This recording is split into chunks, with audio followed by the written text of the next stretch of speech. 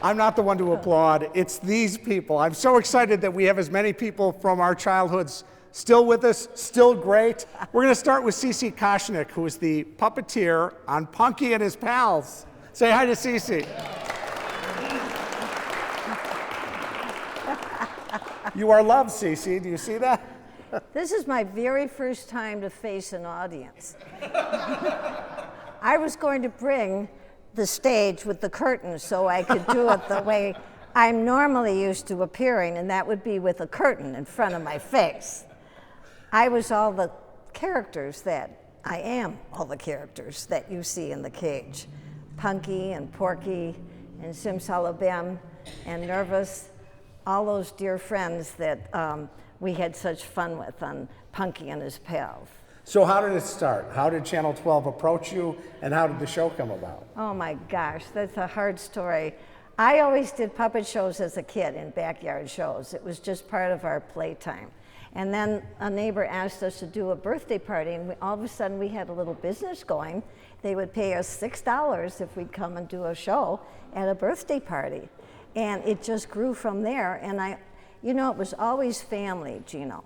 I had cousins, I had twin cousins, Lee and Lynn, who started with me, and then later on, Melody joined me, and I have a cousin, Jory, in the audience, Melody's sister. She was the baby cousin, and she helped behind the stage, and my cousin, Peter, he helped wear the big head, and it was just a lot of family things. But what got us on TV is that the Milwaukee Journal decided to come and do a story on us at one of the birthday parties. And when, I guess Channel 12 was looking for a new show at the time, and they saw that story, and the rest just flowed. They called us down. I was 18. Melody wasn't even driving yet.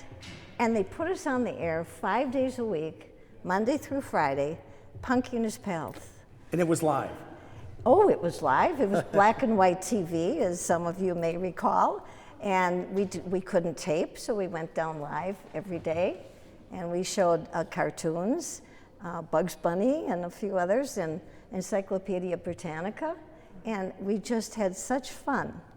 So who called you in, and what did they tell you? They had a request of you, a puppet that was not part of your collection. Well, that's right. That was something new for TV. The puppets that I had, some of them you can see here, are my dear friend Porky. He was just a regular stiff puppet that I bought in the store, and many of the other puppets were store-bought. So Channel 12 wanted to have an original puppet for the main character. And that's where Jory and Melody's father, Dick Wyken, is a Milwaukee artist. He created Punky, the head, the little boy, and actually my mother made the clothes, and little Punky was born as the new star, and he was the little boy, and he was in the woods on the show, and all the other characters were his friends. How did you come up with the voices? Well, you know, puppets are funny. They don't know they're puppets.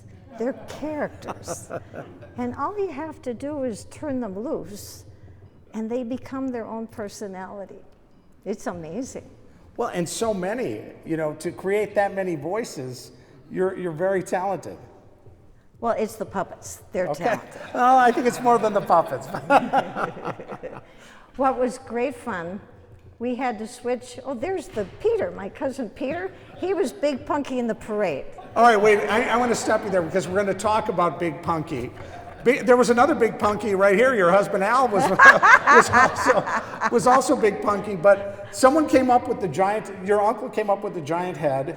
My Uncle Dick was very creative, and back then latex was just a new product, and the Punky head was made of latex, and Dick had the original cast, and so he was able to make an enlarged head.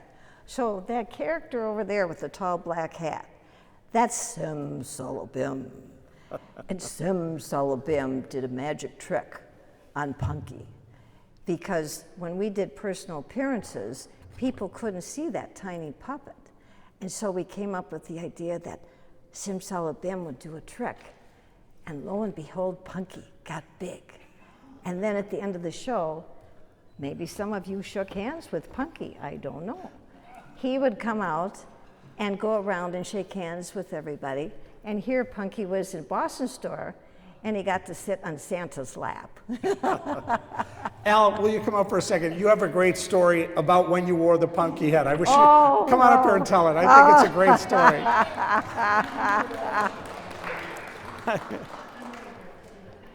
Alan and I met during the time that Punky was on the air, which made for lots of very interesting events. I was in college, and normal college things were going on besides the show. So this is my pal Al. Which story? The one about the arms. Yeah. Yeah. I help out when they need to have a big punky person out there. And at one show, we'd come out after the show's over and meet the children in front of the stage. And I'm out there with the punky head on, and I'm working with the kids. One little kid says, "Look, Punky has hair on his arms."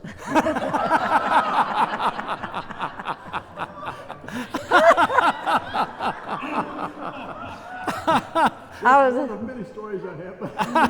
That's a great story. Thank you, Al.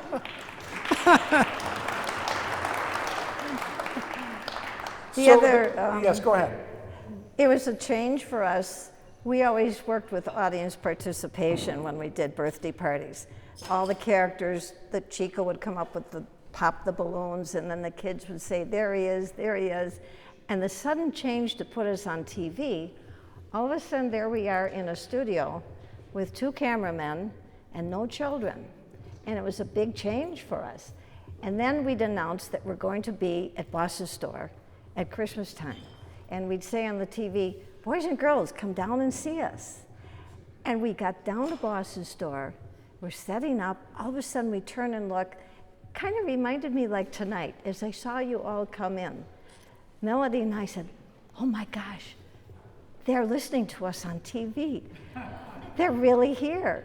And the crowd was overwhelming, and that's what we found so exciting, to find out that we were bringing happiness and joy to all these children. It was really exciting. And with you behind the scenes, for Melody, was she recognized? I mean, was she a celebrity in her own high school? Well, poor kid, she was not even 16 in the beginning. So you can imagine a young teenager in high school on a children's TV show. It was not easy for her. Right. Yeah, that's something. Another time we were shocked at how many people showed up. We were called out to Plymouth at the toy store. And we announced on TV, "We'll be at the toy store Saturday morning, come see us." And the store owner on the morning, he looked out and he saw all these people lining up outside his toy store. And he got so worried, he says, "I can't let all those people in my toy store." He made us go around the back and set up on the loading dock. And all the people had to come and stand in the alley. And here we are standing up on the loading dock doing our little spiel, and Melody, maybe you remember, played the concertina at the end. And we would sing, "This old man, he had one," and we'd all sing. And it was such a funny sight to stand in the alley. Right. Yeah, that was. And Punky became popular that there were even banks, Punky banks that were out. Does anyone have a Punky bank? No one? Ah. Tell about the story about someone who contacted you looking for a Punky bank. Oh, you're right. Gino, you remember all these stories. Gotta be careful, you tell Gino, he remembers. Thank you, Gino, by the way. It has been such fun to meet Gino through Old Milwaukee on Facebook. We've had such fun sharing pictures, and thanks to Gino for collecting all these things and getting everything organized.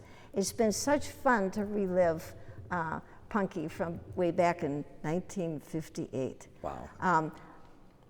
Melody's father, Dick Wyken, the artist who created the Punky head, decided that he would make Punky banks and styrofoam.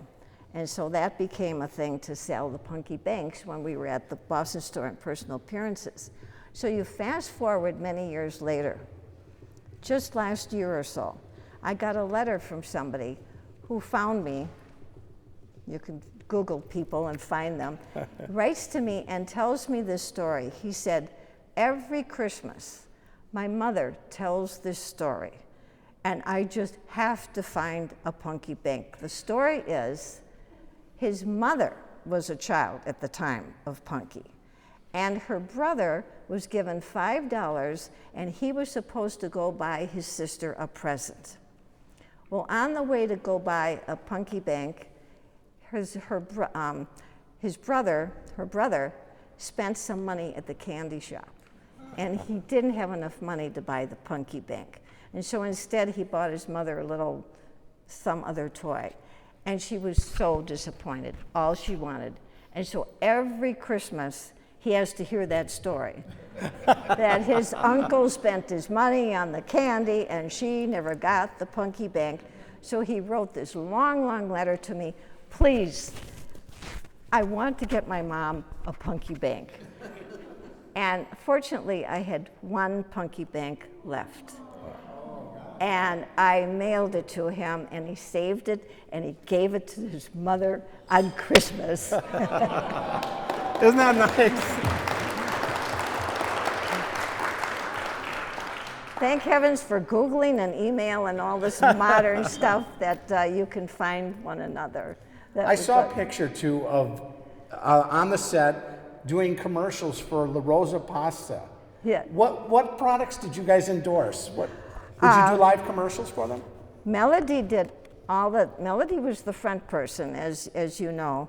I was always safely behind the stage, and poor Mel had to put up with any ideas I got from backstage, and she had to just stand there and smile and go along with things. So I have this old card I can set out.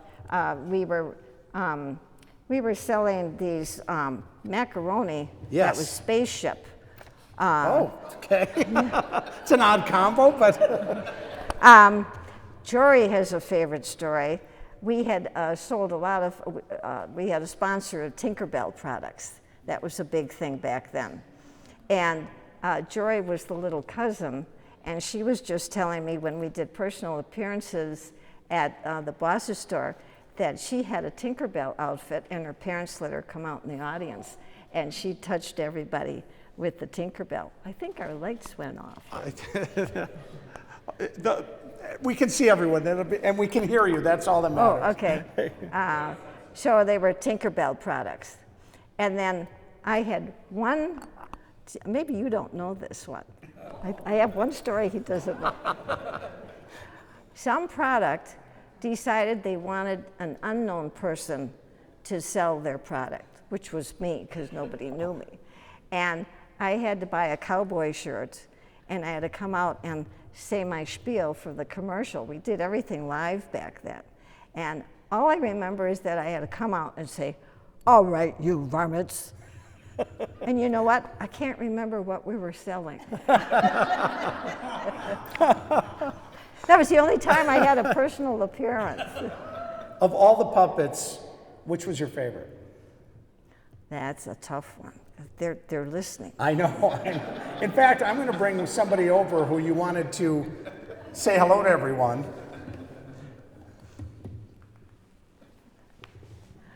Punky was such a new character. I hadn't really established him as developed into a character as much as the other ones. Oh, this is trouble.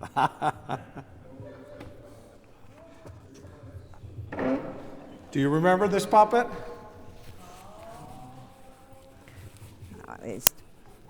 He doesn't like being seen like this. It's okay.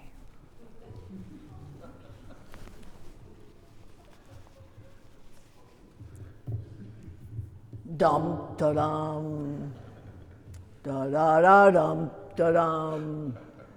I am Sim Sala Bim. I am very special. You have to say yes. You are so special, Sim. That's Melody's part. Okay.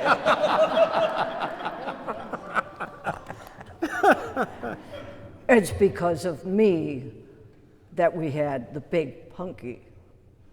I am very special. Wow. Nice. Now, we made a discovery just yesterday. Channel 12 has that big punky head that we were talking about. I want to see if we can get it reunited with its rightful owner because... I see you have pictures up there. Yes. I see the pictures of Simsalabim and Grandma Cricket up there on top. She was one of the characters. Can I ask you my favorite? I know we can't hear from him, but just the voice of Porky. I was avoiding the topic. Al? Oh, you mean Porky is here? Well, it's hard to say. Okay.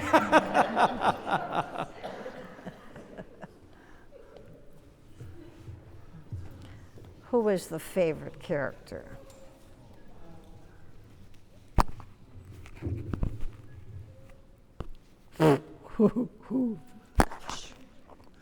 It's okay. But I get so excited. I'm Porky, and I have nose trouble. And when I get excited, I'm sorry. I'm just sorry, but I have so much to do. You know, I get so excited. Look at all these people here. Oh my goodness sakes! Now, Porky had nose trouble because he got so excited. And so one day we did a show based on Porky's nose trouble.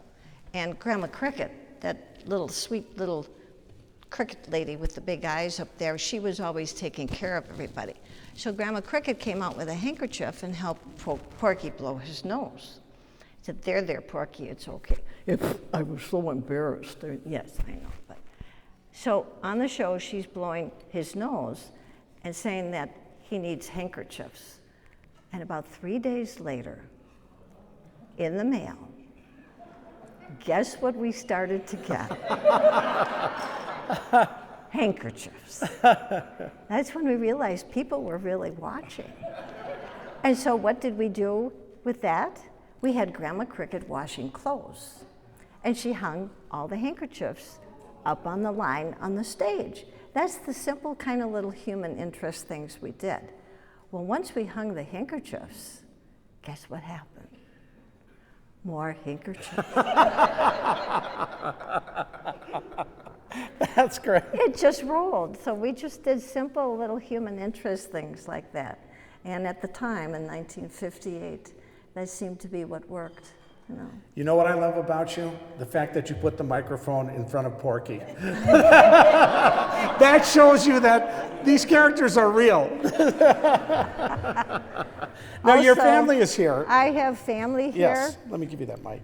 Oh, I'm not sure how this... Yeah, I wanted to ask about your family and what it was like for them having a mother who could be so entertaining. Well, you could ask them. I have my daughter, Kim, and I have our baby brother, Eric, behind her, and I have my granddaughter, Lindsay. And did I hear Katie was coming? There's my granddaughter, Katie. And did you bring the little ones?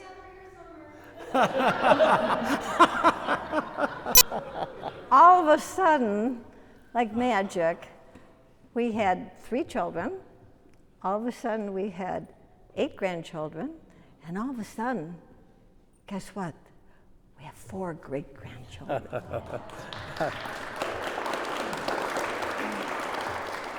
Katie and Lindsay are my granddaughters who are new moms, new mothers. And is little Charlie here? Yeah, he's here somewhere. Where's Alex? Is Alex? They were making noise, so he went wandering. Oh, well, we have sweet little Charlie, and we have sweet little Millie who's here, and Lindsay has 2 at home, little Maverick and little Maddie.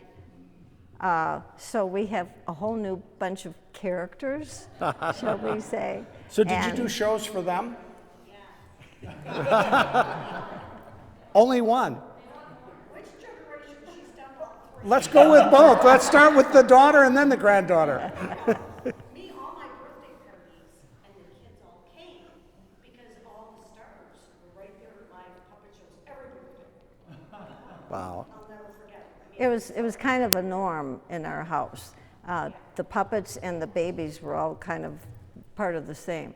And baby Eric, what do you remember?